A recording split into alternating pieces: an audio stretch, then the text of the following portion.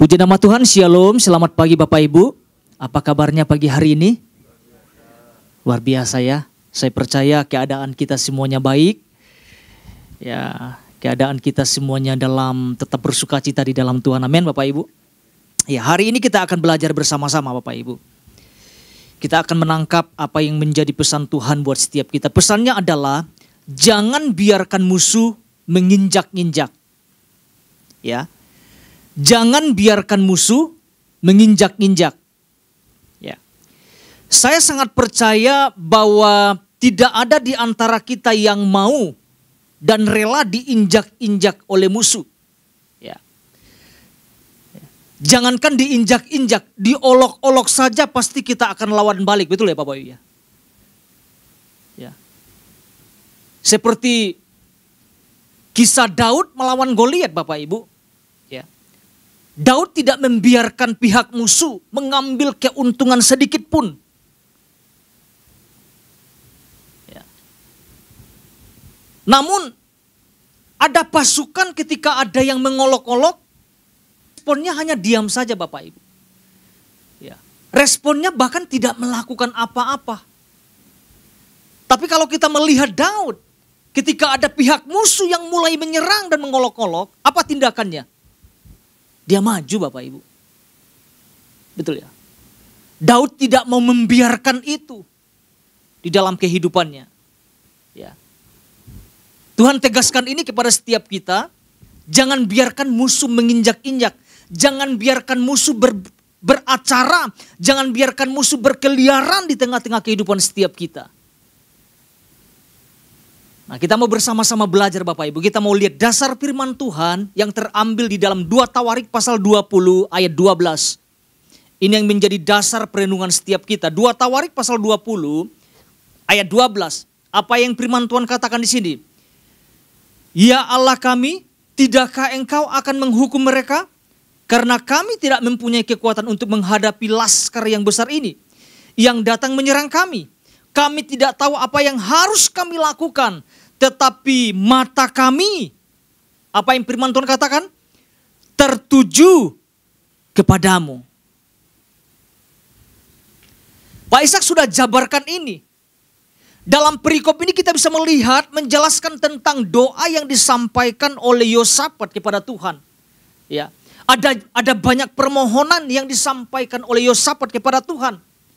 Lewat doanya kita bisa melihat Yosafat meminta pertolongan dan pembelaan Tuhan atas musuh mereka. Alkitab mengatakan ada laskar yang besar yang mereka harus hadapi. Ada orang Moab, ada orang Amon. Ada juga orang yang bersekongkol untuk menghancurkan, untuk mengalahkan orang-orang Yehuda.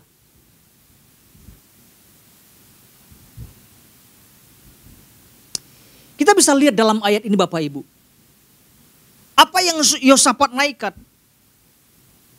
Dalam ayat ini kita bisa melihat bahwa Yosafat mengakui bahwa dia dan pasukannya tidak punya kekuatan apapun untuk menghadapi musuh-musuh mereka.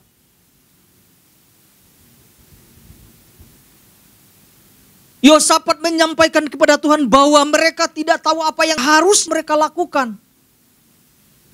Yosafat tidak merasa sok bisa, sok mampu Bapak Ibu. Alkitab menjelaskan, kami tidak bisa melakukan apapun.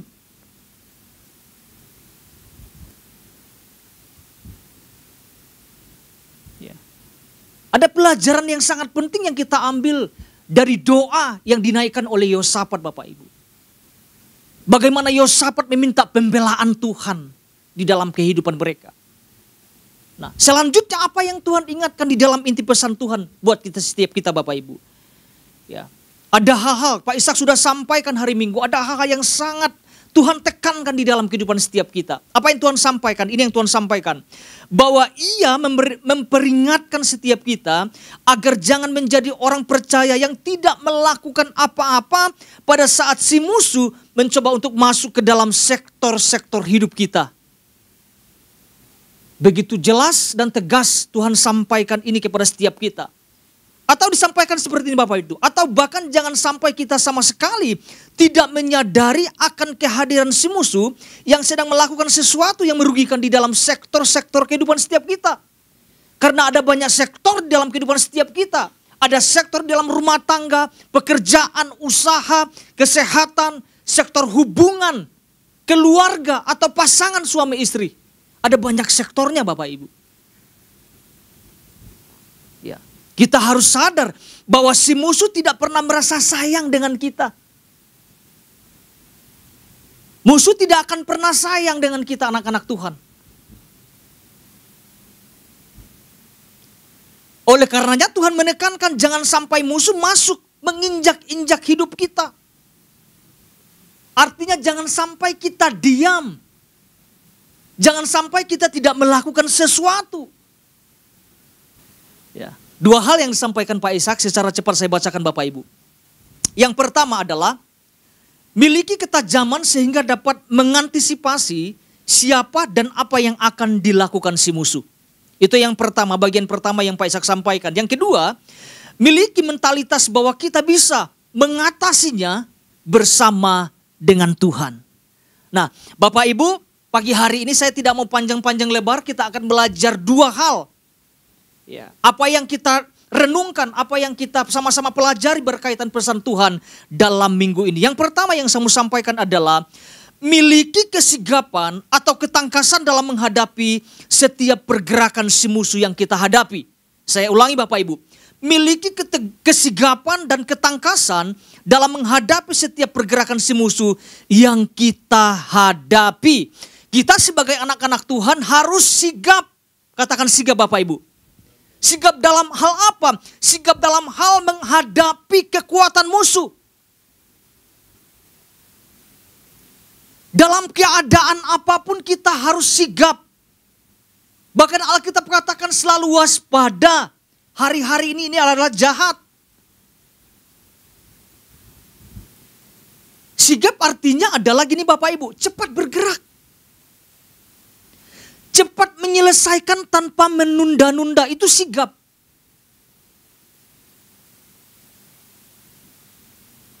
Ya. Bahkan Tuhan sudah ingatkan, si pihak musuh tidak akan pernah merasa sayang dengan kita. Ya. Pihak musuh tidak akan segan-segan untuk membunuh, bahkan membinasakan hidup kita.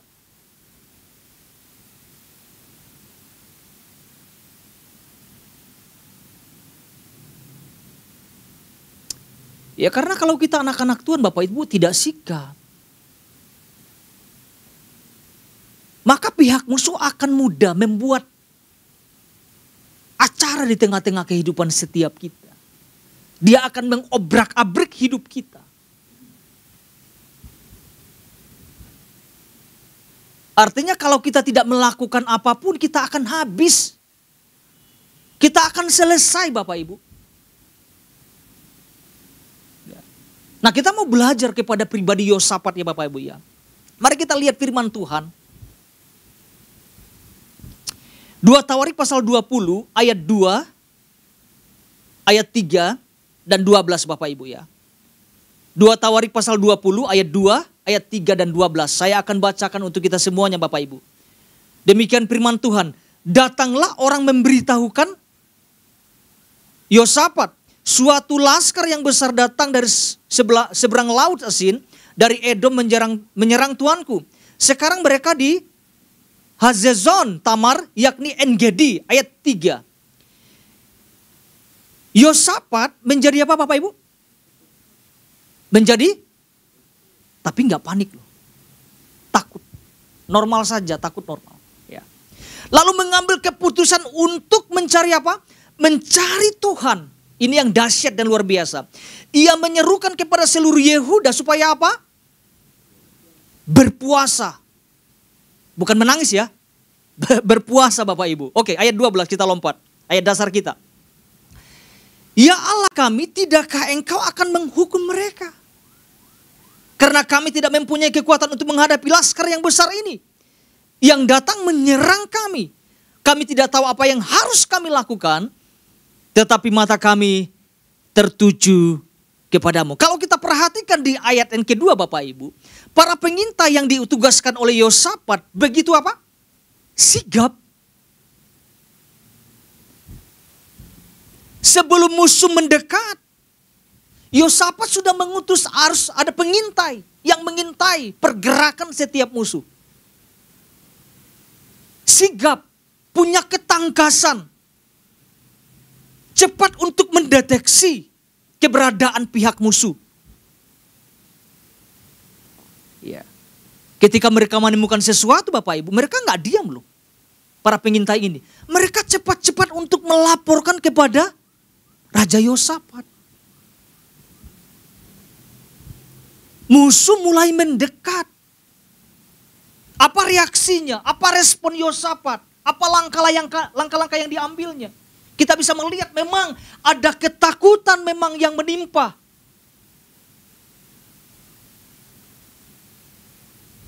Tapi dengan ketakutan itu membuat dia sigap untuk mengambil langkah yang sangat luar biasa menurut saya. Ada 3 langkah yang kita dapat lihat yang Yosafat ambil. Yang langkah pertama gini Bapak Ibu. Langkah pertama adalah Yosafat mencari Tuhan. Apa hubungannya? Kalau zaman sekarang mungkin gak nyambung. Orang mau nyerang kok nyari Tuhan. Zaman-zaman sekarang orang gak masuk akal. Ada musuh yang menyerang, kok nyarinya Tuhan ya? Bukannya cari teman, bukannya ngumpulkan pasukan yang banyak. Apa yang Yosafat lakukan? Mencari Tuhan. Buat saya ini adalah keputusan yang sangat luar biasa yang diambil oleh Yosafat. Yosafat sangat paham Bapak Ibu. Untuk menghadapi laskar yang sangat besar. Tidak cukup dengan strategi perang. Nggak cukup. Nggak cukup dengan pengalaman, nggak cukup.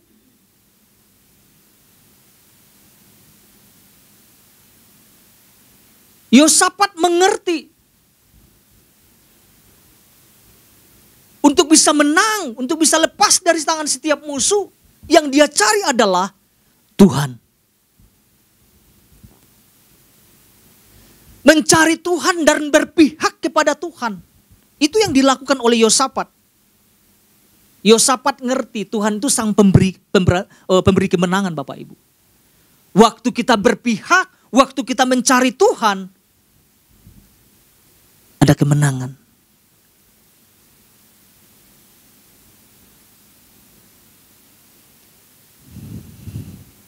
Bukankah firman Tuhan berkata segala perkara dapat kutanggung di dalam Dia yang memberikan kekuatan kepadaku. Yosafat mengerti dan paham tentang ini. Gak akan mampu, gak akan bisa. Dan firman Tuhan berkata di dalam Roma pasal 8 ayat 31. Jika Allah di pihak kita, siapakah yang akan melawan kita? Tidak ada Bapak Ibu.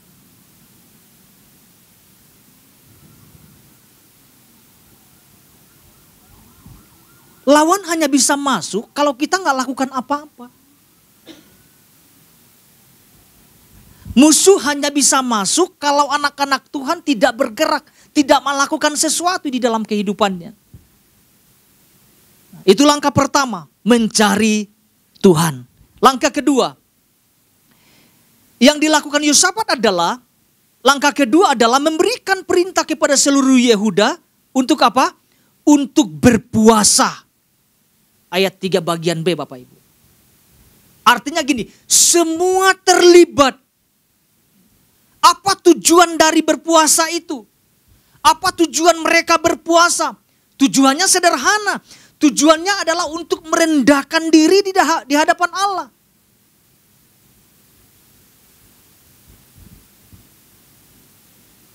Mengakui dosa. Mengakui setiap pelanggaran yang mereka lakukan. Seperti yang tertulis di dalam 1 Samuel pasal 7 ayat 6. Ada pengakuan dosa. Harus berpuasa, merendahkan hati, merendahkan diri mereka di hadapan Allah.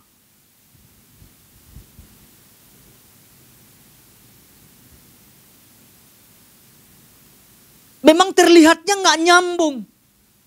Tapi apa yang Yosafat lakukan Bapak Ibu, itu sesuatu yang sangat luar biasa dan dahsyat. Berpuasa itu merendahkan diri kita. Datang sama Tuhan. Bahkan kita bisa baca di ayat yang keempat dikatakan seperti ini Bapak Ibu. Ayat yang keempat. Dan Yehuda berkumpul untuk meminta pertolongan daripada Tuhan. Mereka datang dari semua kota di Yehuda untuk apa? Untuk mencari Tuhan. Artinya semua terlibat. Itu langkah kedua. Berpuasa. Langkah ketiga. Langkah ketiga adalah mengarahkan pandangan mereka tertuju kepada Tuhan. Di ayat 12 itu Bapak Ibu. Mata kami tertuju kepadamu.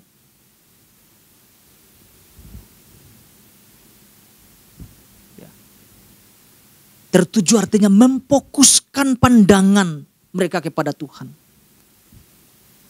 Artinya mereka hanya mengharapkan pertolongan yang datangnya dari Tuhan. Bukan datangnya dari yang lain.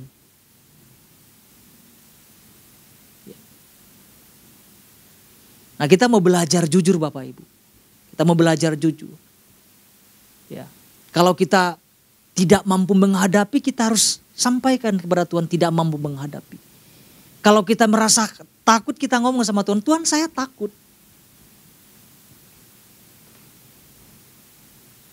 Jangan sampai kita berlagak sok bisa Bapak Ibu, itu ngeri Bapak Ibu.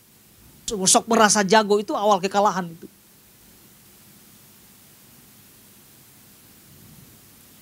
Lewat ketakutan itulah Yosafat melakukan 3 langkah itu. Pandangannya terarah, tertuju, fokus hanya kepada Tuhan. Ini yang sama-sama kita ikuti dalam kehidupan Yosafat Bapak Ibu. Ya. Jadi yang Yosafat lakukan adalah mencari Tuhan, berpuasa, mengarahkan pandangannya tertuju kepada Tuhan. Poin kedua Bapak Ibu. Yang kedua adalah yang sama-sama kita pelajari. Lakukan pembersihan jika ada sesuatu yang mengikat dalam kehidupan setiap kita. Ya. Lakukan pembersihan jika ada sesuatu yang mengikat dalam kehidupan setiap kita. Ya. Jangan sampai kuasa kegelapan termasuk sifat-sifatnya mendiami hidup kita. Pak Ishak sampaikan hari Minggu begitu jelas sekali. Ya. Bicara tentang kuasa kegelapan kita sudah tahu. Ya. Termasuk sifat-sifat yang ada di dalamnya. Itu tidak boleh ada di dalam kehidupan setiap kita. Namun gini Bapak Ibu, pembersihan itu tergantung respon kita loh. Apakah kita mau bertindak atau tidak? Ya. Pak Ishak sampai kemarin kadang kita tahu itu salah, tapi ngelakuin. Ya. Kadang kita ngerti itu tidak boleh, tapi tetap kita ikutin.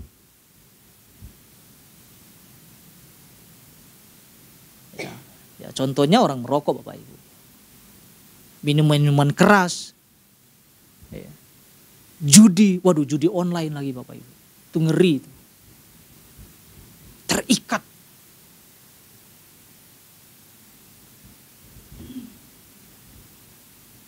Dapat duit sedikit, dapat berkat sedikit, larinya kepada hal-hal yang tidak membangun hidup kita.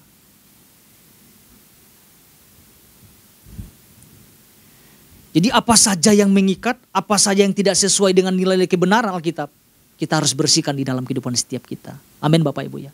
Jadi kita sama-sama belajar Bapak Ibu.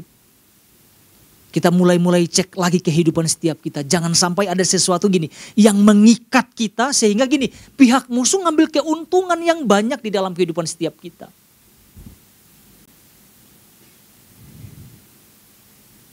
Pahit hatilah, dendamlah, berkata dustalah, membangun kemalasan di dalam kehidupan. Itu sifat-sifat kegelapan iblis itu Bapak Ibu. Sifat-sifat iblis itu selalu berlawanan dengan kebenaran. Itu tidak boleh ada di dalam kehidupan setiap kita. Kebenaran harus memerintah di dalam kehidupan setiap kita. Kata amin, amin. Amin Bapak Ibu. Ya. Jadi kuasa kegelapan termasuk antek-anteknya jangan sampai kita izinkan di dalam kehidupan setiap kita. Maka yang perlu kita lakukan ada lagi di pembersihan.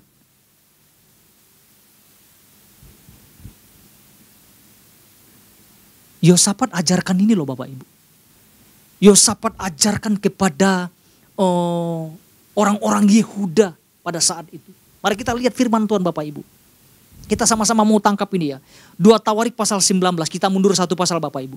2 Tawarik pasal 19, ayat 6, ayat 7, dan ayat 9. Kita mau lihat sama-sama Bapak Ibu. Apa yang firman Tuhan sampaikan di sini. Dikatakan seperti ini. Berpesanlah ia kepada hakim-hakim itu. Pertimbangkanlah apa yang kamu buat.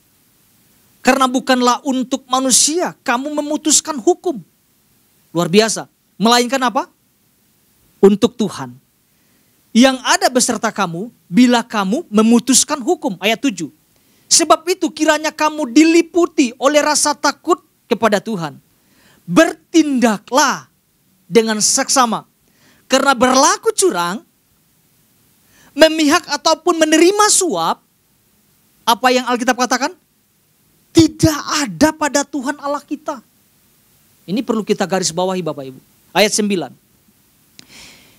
Ia memerintahkan mereka, kamu harus bertindak dengan takut akan Tuhan, dengan setia, dan dengan apa? Dengan tulus hati. Sampai di situ saja Bapak Ibu. Jadi apa yang kita bisa tangkap di sini?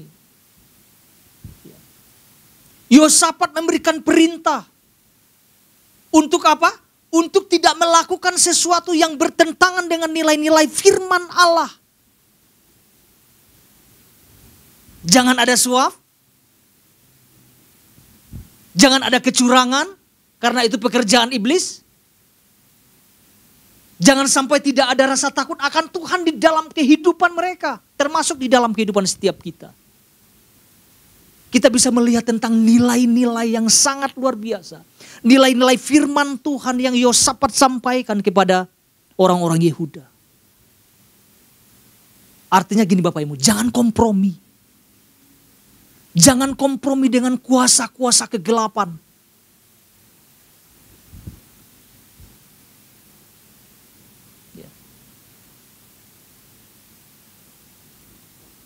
Suap, wah kita sering dengar Bapak Ibu. Korupsi, ya. Berlaku curang ini di berbagai aspek kehidupan setiap kita. Jangan sampai ada kecurangan-kecurangan yang gak jelas di dalam kehidupan setiap kita Bapak Ibu.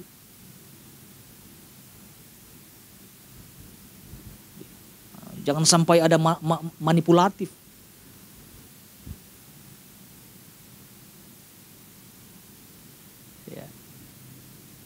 Curang-curang dikit mah gak apa-apa.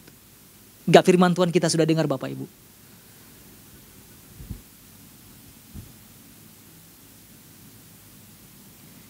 Ini yang sama-sama kita tangkap Bapak Ibu. Artinya jangan sampai kita memberi tempat apapun alasannya di dalam kehidupan setiap kita. Kita bersyukur Bapak Ibu Tuhan ingatkan ini. Jangan biarkan musuh itu menginjak-injak hidup kita. Jangan sampai. Jangan biarkan musuh membuat acara, mengacak-acak kehidupan setiap kita. Ini berlaku buat setiap kita Bapak Ibu. Berlaku buat saya. Ketika pesan Tuhan datang Bapak Ibu. Mari kita tangkap bersama-sama. Kita renungkan ulang. Tuhan sedang lagi membawa kita kepada sesuatu yang sangat dahsyat Bapak Ibu. Ya. Tuhan mau setiap waktu, setiap detik kita selalu menang di dalam Tuhan. Betul ya? Karena ketika kita membiarkan ada pihak musuh yang masuk Bapak Ibu. Ya. Saya merenungkan kata-kata Pak Ishak. Musuh itu tidak akan sayang-sayang sama kita. Dia akan buat kita sampai habis babak belur Bapak Ibu. Ya, dengar kayak gitu ngeri banget. Makanya saya bilang Tuhan, waduh kita mesti kita lakukan pembersihan dalam kehidupan setiap kita. Jangan sampai ada noda, jangan sampai ada sesuatu yang kuasa kegelapan yang mencoba untuk mengambil keuntungan apapun di dalam kehidupan setiap kita sebagai anak-anak Tuhan. Saya percaya Bapak Ibu, setiap kita tidak ada yang mau diinjak-injak oleh pihak musuh. Amin Bapak Ibu ya. Kita adalah orang-orang pemenang. Firman Tuhan mengatakan kita lebih dari pemenang, kata Tuhan. Ya, kita anak-anak Tuhan Bapak Ibu. Ada kuasa di dalam diri kita. Amin Bapak Ibu ya. Jadi tidak panjang lebar Bapak Ibu. Dua hal ini yang sama-sama kita pelajari. Yang pertama, miliki kesigapan dan ketangkasan dalam menghadapi setiap pergerakan si musuh yang kita hadapi. Yang kedua, lakukan pembersihan jika ada sesuatu yang mengikat dalam kehidupan setiap kita. Tuhan Yesus memberkati.